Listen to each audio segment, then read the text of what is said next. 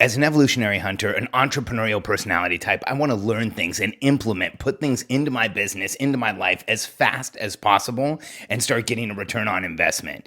As a coach, as a consultant, as someone who helps entrepreneurs grow their business, I want to be able to affect your business as fast as possible. This podcast is about the fastest way to show somebody how to do something. I'm Alex Sharfin, and this is the Momentum Podcast, made for empire builders, game changers, trailblazers, shot takers, record breakers, world makers, and creators of all kinds. Those among us who can't turn it off and don't know why anyone would want to. We challenge complacency, destroy apathy, and we are obsessed with creating momentum so we can roll over bureaucracy and make our greatest contribution. Sure, we pay attention to their rules, but only so that we can bend them, break them, then rewrite them around our own will. We don't accept our destiny, we define it. We don't understand defeat because you only lose if you stop, and we don't know how. While the rest of the world strives for average and clings desperately to the status quo, we are the minority, the few, who are willing to hallucinate there could be a better future, and instead of just daydreaming of what could be, we endure the vulnerability and exposure it takes to make it real. We are the evolutionary hunters, clearly the most important people in the world, because entrepreneurs are the only source of consistent, positive human evolution, and we always will be. One of the few things I really love to do besides running businesses and working with entrepreneurs is drive. I love to track drive. I love to race cars. I love anything that has to do with getting behind the wheel of a vehicle and making it go as fast as it can around a track or anywhere else. And because I obey the speed limits these days, I can't say that I always did that when I was younger, and I'm not necessarily proud of that. But because I'm a lot more cautious these days on the road, I spend a lot of time finding places where I can drive, and I love to go to a couple of tracks here in Austin. We have a great private track called Driveway Austin where I'm a member, and then we have the Circuit of the Americas track, which is absolutely amazing. Now, here's the one issue with driving race cars. Well, actually, there's a couple. One, it's expensive.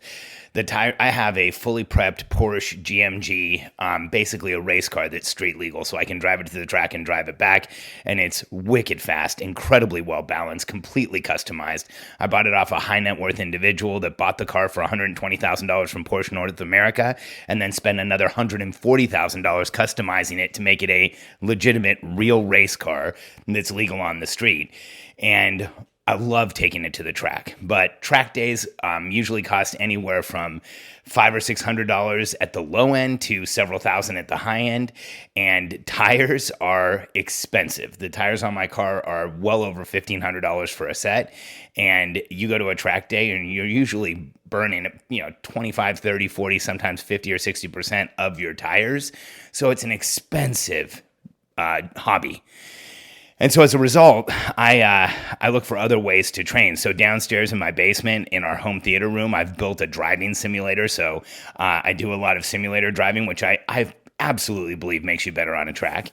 And then one of the other things that I do is I go to an indoor kart track here in Austin, which is awesome because I can also take my girls. And both of my daughters have been driving on a track for years. In fact, when we go there and they drive, they typically they usually place on the weekly leaderboard for the location that we go to. In fact, this week Reagan was 5th. She's been as high as 3rd of all the kids who race in that track. And it's funny. And Kennedy's been on the leaderboard several times as well. And, all of the names of the kids on the leaderboard are typically boys' names.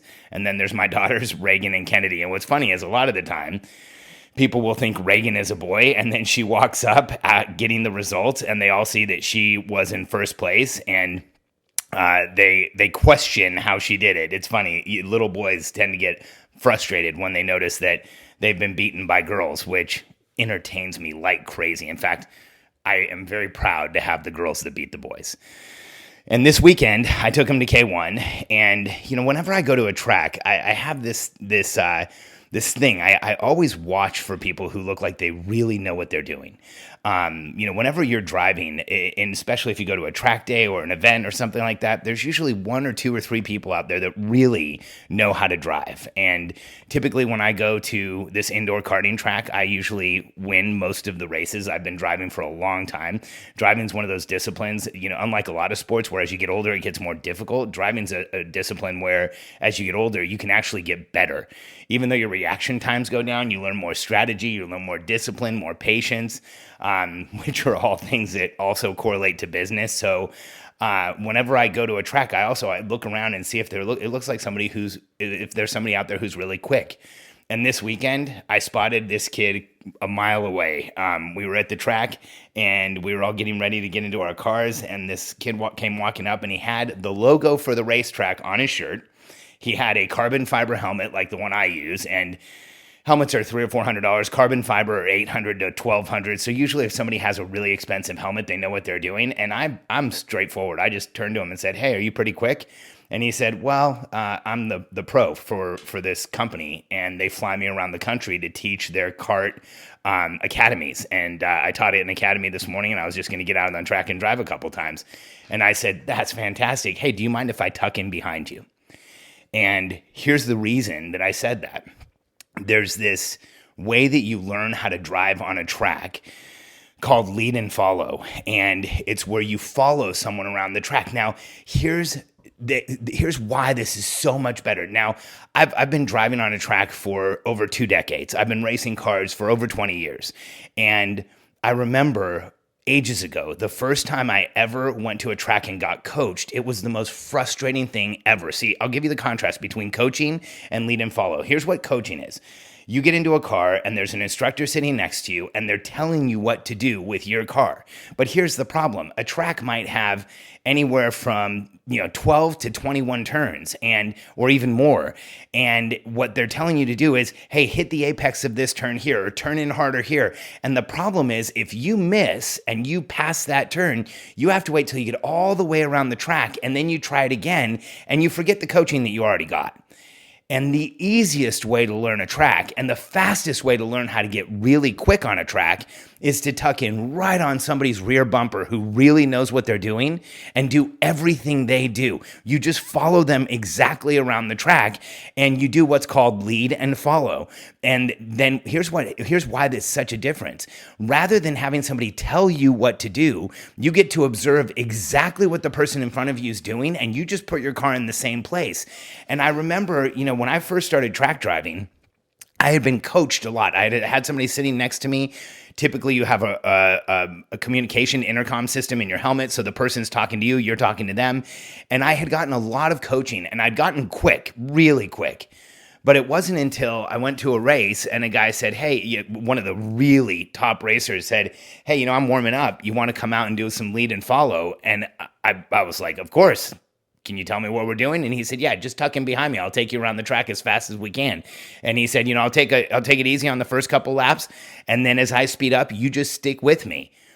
And I remember getting out on the track with this guy and following him. And I stayed like 5 to 10 feet off his rear bumper. You'd never do that on the street, but I was really tight.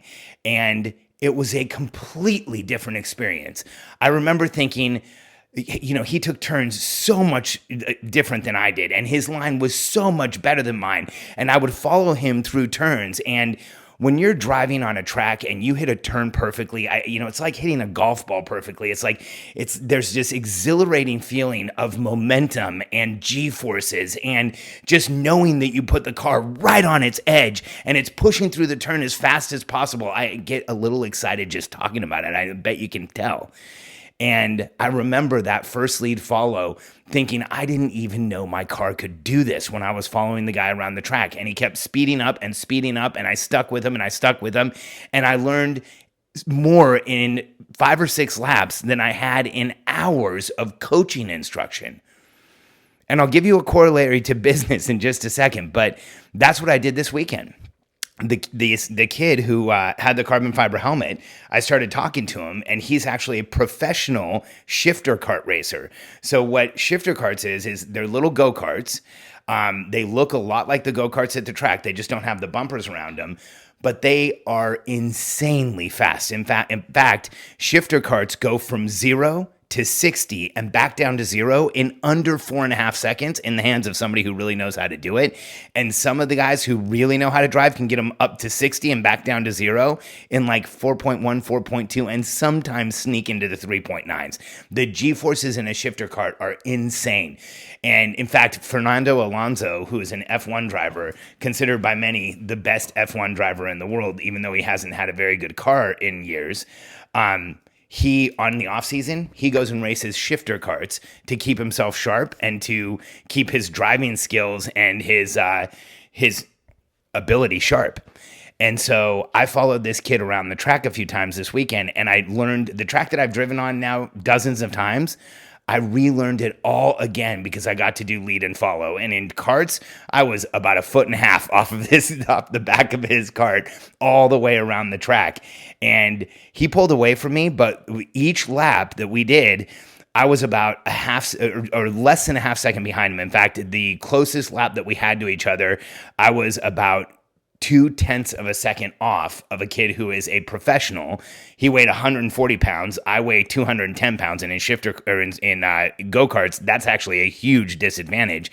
And so I was sticking with him because he gave me an unfair advantage. He let me lead follow. So by the time we had done that a few times, I could actually gain on him in some of the corners, because if I took him better than he did, now we were pretty evenly matched. So it went from where I probably would have never been able to keep up with him to where in some cases I was gaining on him. Now, in all honesty, I don't think I ever would have been able to pass him. The kid was insanely good. His name was Casey Cook, and not only was he an amazing driver, but a really nice guy too. You meet some really great people at racetracks, and it was so much fun to do lead follow with him. And I now feel like I'm gonna go. Now I know I'm gonna go back to that track, and I'll get better and better and better because I had that experience. I've been wanting that so bad at that track, and it finally happened this weekend. Most of the time, because I'm faster than everybody there, I'm not really following anybody. I'm not really getting, a lot of tips or instruction, but a lot of people do that to me. And so it was incredible to have the experience to do that with somebody else. And what a nice, incredibly nice guy, and so much fun to hang out with him. And he actually races pro shifters for K1 Speed, which is the place where we went. And this is so similar to business. One of the reasons I don't do a lot of one-on-one coaching anymore is because in one-on-one coaching, you're literally doing the exact same thing that the instructors were doing with me on the track next to me. You miss a turn and the coach is saying, hey, get back on the turn. You miss an exit and the coach is saying, hey, you missed that exit. You miss an apex and the coach is saying, hey, you missed that apex. And you can kind of tell somebody what to do ahead of time. But in business and in racing, you're going so fast, you really need a lead follow. And that's why we've built our coaching programs the way that we have. So here's how I coach. Every single thing in our coaching programs, where we have an online platform that all of our clients get access to so they can see exactly what they should be doing. All of our coaching is exactly what we do as a company. It's exactly what my team does as a company. So not only do we show people what to do ahead of time through our platforms, which is like lead follow, but if anybody asks a question about anything we do, I just pull up and show them exactly what we do, exactly how my team runs. And so we coach them to do exactly what we do. We coach them to run their business exactly how we do. And that is why our clients get so much value out of our programs, because we're literally doing lead follow instead of one-on-one coaching. And I think there's this crazy misconception in the market that what you really want is one-on-one coaching, and that somehow has more value. But I can tell you, our programs have so much more value than one-on-one coaching. I know, because I've done both. See, I've done one-on-one coaching, and if I'm coaching someone, let's just say, and I don't do this anymore, but let's just say it's half hour twice a month, I'm able to transmit very little information in a half hour twice a month. In fact, after we say hi and figure out where your business is and figure out what's going on, we might have 5 to 10 minutes, maybe 15 minutes to actually focus on your business and move anything forward. And in our programs now, the group coaching programs that we have where there's a platform that back them up, there is examples of everything, there is a ton of documentation, and we literally, like when we show you how to do your weekly meeting, we put one of our weekly meetings, we record it on Zoom and we put it on the platform so people can see exactly what we're doing, literally lead follow. And the reason our clients are so successful today is because it used to take me years in one-on-one coaching to do what we can achieve in weeks because we're doing lead follow. We have a full platform.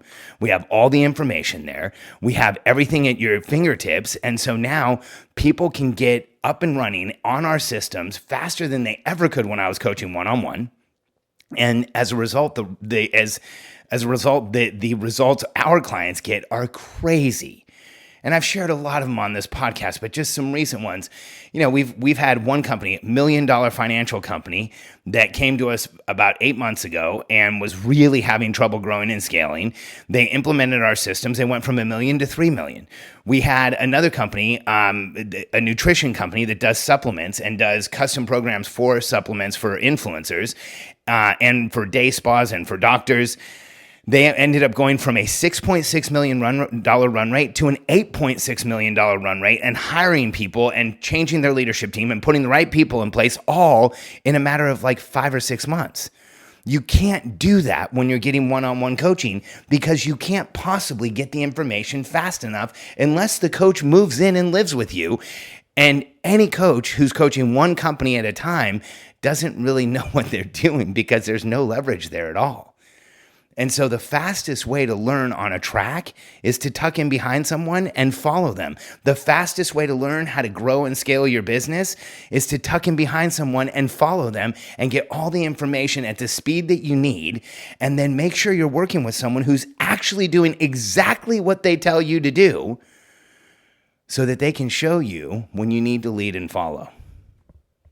It is by far the fastest way to learn. It's the most fun. It's the way that you pick up more in a shorter period of time than you ever possibly could. And it's going to get you to your destination way faster. And like I said at the beginning, as an entrepreneur, as an evolutionary hunter, as an entrepreneurial personality type, I want to do everything as fast as I possibly can in the shortest amount of time possible, as effectively as possible. And that's exactly why we coach the way we do. It's exactly why we help businesses grow the way we do. Lead and follow will be one-on-one coaching and coaching like after the fact any day of the week. If you're ready to start growing your business and you're ready to see just how fast you can grow and scale, why don't you go to billionairecode.com. Not only will we give you our full Billionaire Code matrix so you can see exactly where you are on the path to entrepreneurial success, but if you like, you can set up a call with my team and we will show you exactly how we're helping businesses, not just in the United States, but around the world, grow faster than they ever thought possible. billionairecode.com.